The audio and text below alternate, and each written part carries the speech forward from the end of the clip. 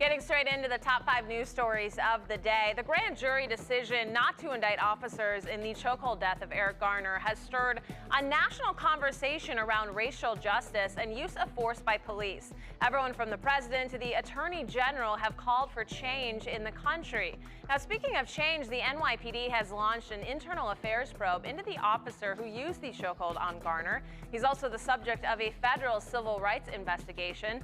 And turns out the man responsible for the cell phone video of the incident was actually indicted by a grand jury shortly after. Ramsey Orta, pictured here, was indicted on an unrelated weapons charge earlier this summer, but he's spoken out saying he felt the decision in Garner's case was rigged.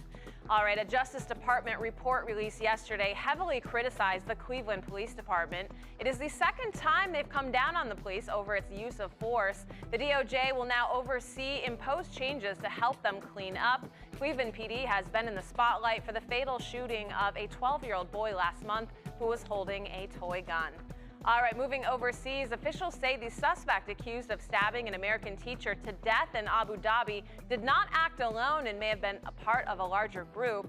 Police say the 38-year-old woman is also accused of planting a bomb in front of an Egyptian-American doctor's home. In October, the U.S. Embassy in Abu Dhabi issued a warning to U.S. citizens about an anonymous web posting that urged attacks against American teachers.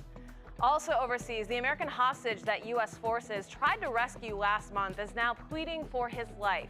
Luke Sommers, who's being held by an al-Qaeda branch in Yemen, can be seen in the video saying that his life is in danger. His captors warned the U.S. not to try and rescue him again and also gave them 3 days to meet specific demands.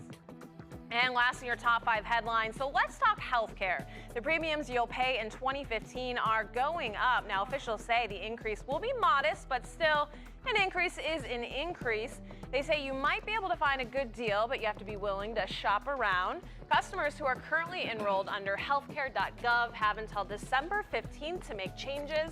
Open enrollment for people wanting insurance is now in its 3rd week and runs through February 15th. You know, I sympathize with everyone trying to get new insurance. It is such a long process. I know. I just had to do it. Last month, my insurance actually went up $100 from what it was Same before. with me. I was so upset. I know, it's something that we need, though.